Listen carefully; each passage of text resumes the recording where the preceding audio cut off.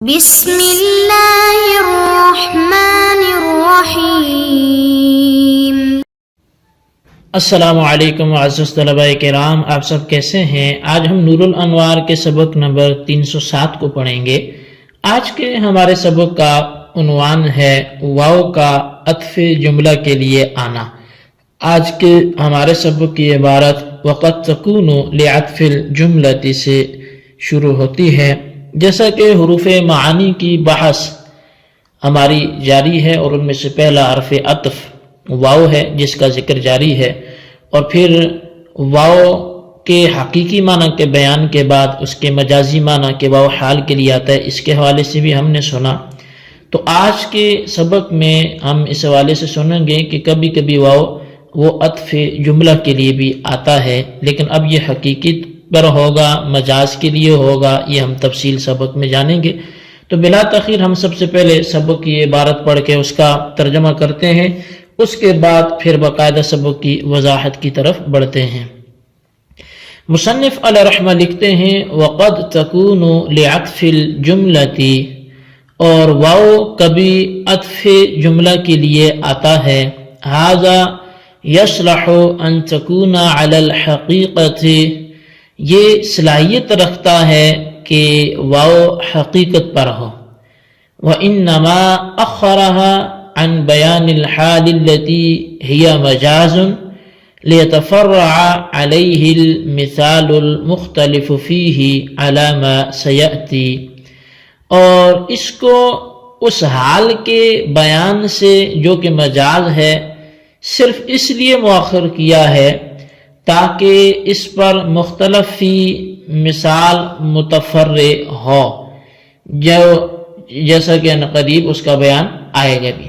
وَيَحْتَمِلُ أَن تَكُونَ لِلْمَجَازِ لِأَنَّ أَصْلَ الْعَطْفِ هُوَ الْمُشَارَكَةُ فِي الْحُكْمِ لَمْ يُوجَدْ هَاهُنَا وَإِنَّمَا هِيَ فِي مُجَرَّدِ الثُّبُوتِ وَالْوُقُوعِ، اور یہ بھی احتمال ہے کہ یہ واو مجاز کے لیے ہو، کیونکہ عطف کی اصل مشارکت فی الحکم ہے جو یہاں موجود نہیں ہے، اور مشارکت صرف ثبوت اور وقوع میں ہے۔ فلا تجب به المشاركة في الخبر كقوله هذه طالق ثلاثا وهذه طالق، فتطلق الثانية واحدة فقط لأن كل من الجملتين تامة لا تفتقر إحداهما إلى الأخرى، والعطف ليس إلا بمجرد سیاقت الکلام۔ تو پس اس کے ذریعے خبر میں مشارکت واجب نہ ہوگی، جیسے اس کا قول هذه طالق ثلاثا وهذه طالق، پس دوسری عورت فقط ایک طلاق سے مطلقہ ہوگی، کیونکہ ان دونوں جملوں میں سے ہر ایک پورا جملہ ہے، ان میں سے ایک دوسرے کا محتاج نہیں ہے، اور عطف صرف سیاق کلام کی وجہ سے ہے۔ جی طلبہ کرام، یہ تھی ہمارے آج کے سبق کی عبارت اور اس کا ترجمہ جو آپ کے سامنے پیش کیا گیا۔ آج کے سبق کو اچھی طرح عبارت کو آپ ملحوظ رکھیں، اور اس کا جو ربط آپ کے سامنے بیان کیا گیا اس کو بھی آپ ذہن نشین رکھیں، اور اس کے بعد اس کی وضاحت کو آپ سماعت فرمائیں۔ در حقیقت مصنف علیہ رحمہ نے کہا کہ واو کبھی عطف جملہ کے لیے ہوتا ہے۔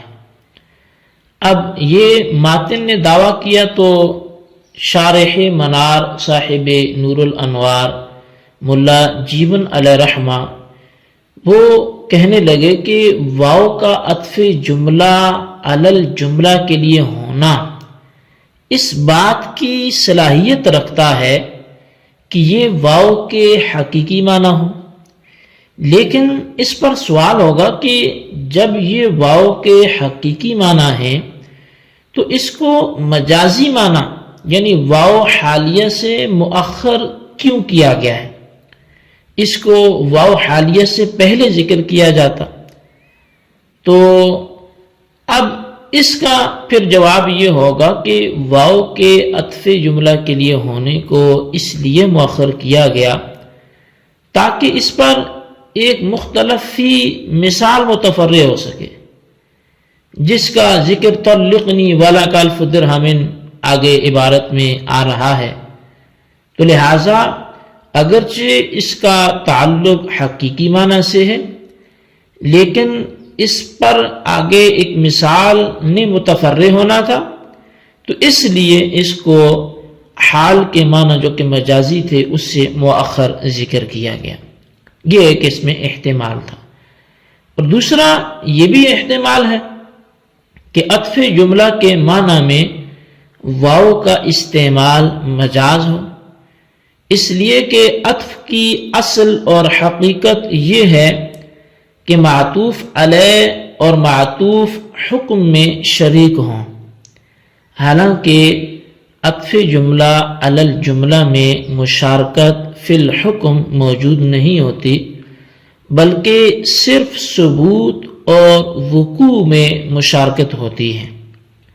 پس جب عطف جملہ علی الجملہ میں عطف کی اصل اور حقیقت نہیں پائی جاتی تو عطف جملہ علی الجملہ کے معنی میں واو کا استعمال مجاز ہوگا نہ کہ حقیقت۔ بہرحال جو واو عطف جملہ کے لیے ہوتا ہے اس کے ذریعے جملہ معطوفہ اور جملہ معطوفہ علیہا کے درمیان ثبوت اور وقوع میں تو مشارکت ہوتی ہے، لیکن اس کے ذریعے خبر میں مشارکت نہیں ہوتی۔ چنانچہ اگر کسی نے اپنی دو بیویوں کی طرف اشارہ کر کے ہذہ طالق ثلاثا و ہذہ طالق کہا تو پہلی پر تو 3 طلاقیں واقع ہو جائیں گی اور دوسری پر صرف 1 طلاق واقع ہوگی، اور اس کی وجہ یہ ہے کہ دونوں جملوں میں سے ہر ایک جملہ تامہ ہے، ایک دوسرے کا محتاج نہیں ہے۔ لیکن اس پر پھر یہ سوال ہوگا کہ جب ہر ایک جملہ پورا ہے تو عطف کرنے میں پھر تو کوئی فائدہ ہی نہیں ہے، اور جب عطف کرنے میں کوئی فائدہ نہیں ہے تو پھر ایک جملے کا دوسرے جملے پر عطف کیوں کیا گیا؟ تو اس کا جو جواب ہے وہ یہ ہے کہ ان 2 جملوں میں عطف صرف سیاق کلام کی وجہ سے کیا گیا ہے۔ بہرحال مذکورہ مثال میں صرف اس بات میں شرکت ہے کہ دونوں جملے ثابت اور واقع ہیں، یعنی ہذہ طالق ثلاثا بھی واقع ہے اور ہذہ طالق بھی واقع ہے۔ پہلے جملے میں چونکہ ثلاثا کا عدد مذکور ہے اس لیے پہلی عورت پر 3 طلاقیں واقع ہوں گی، اور دوسرے جملے میں چونکہ ثلاثا یعنی 3 کا عدد وہ مذکور نہیں ہے، اس کو ذکر نہیں کیا گیا، اس لیے دوسری صورت پر 1 طلاق واقع ہوگی۔ اب اگر متکلم کی غرض خبر یعنی طالق ثلاثا میں مشارکت ہوتی تو وہ یوں کہتا ہذہ طالق ثلاثا وہذہ، بس یہ عطف مفرد علی المفرد ہوتا اور شرکت خبر یعنی طالق ثلاثا یہ شرکت جو ہے وہ خبر میں ہوتی اور دونوں پر 3 طلاقیں واقع ہو جاتی۔ بس قائل کا عطف مفرد علی المفرد کے طور پر ہذہ طالق ثلاثا وہذہ نہ کہنا، بلکہ عطف جملہ علی الجملہ کے طور پہ ہذہ طالق ثلاثا وہذہ طالق کہنا، اور دوسرے جملے میں عدد کا ذکر نہ کرنا، یہ اس بات کی دلیل ہے کہ قائل دوسری عورت پر صرف ایک طلاق واقع کرنا چاہتا ہے اور پہلی پر 3 واقع کرنا چاہتا ہے، تو لہٰذا اس کو اچھی طرح سمجھنا چاہیے، اور یہی اس عبارت کا ماخذ اور اس کا ثمرہ ہے۔ تو یہی آج کا ہمارا سبق کی ہے۔ آج جو ہم نے سبق پڑھا اسے اچھی طرح سمجھیں، عبارت کا مفہوم سمجھیں، اس کی وضاحت سمجھیں اور اس کو خلاصتاً اپنے رجسٹر پر لکھیں، چونکہ 2 احتمال ہم نے پڑھے واو کے حوالے سے کہ جو جملے کا جملے پر عطف ہوتا ہے تو وہ واو کا حقیقی معنی ہے یا مجازی معنی ہے، عطف کا فائدہ کیا ہے۔ تو بہر صورت میں آپ جو اس کی وضاحت ہے اس کا خلاصہ آپ اپنے رجسٹر پر ضرور تحریر کریں۔ اللہ تبارک و تعالیٰ سے دعا ہے جو کچھ ہم نے پڑھا سنا اسے یاد رکھنے کی توفیق نصیب فرمائے، آمین بجاہ النبی الامین صلی اللہ علیہ وسلم۔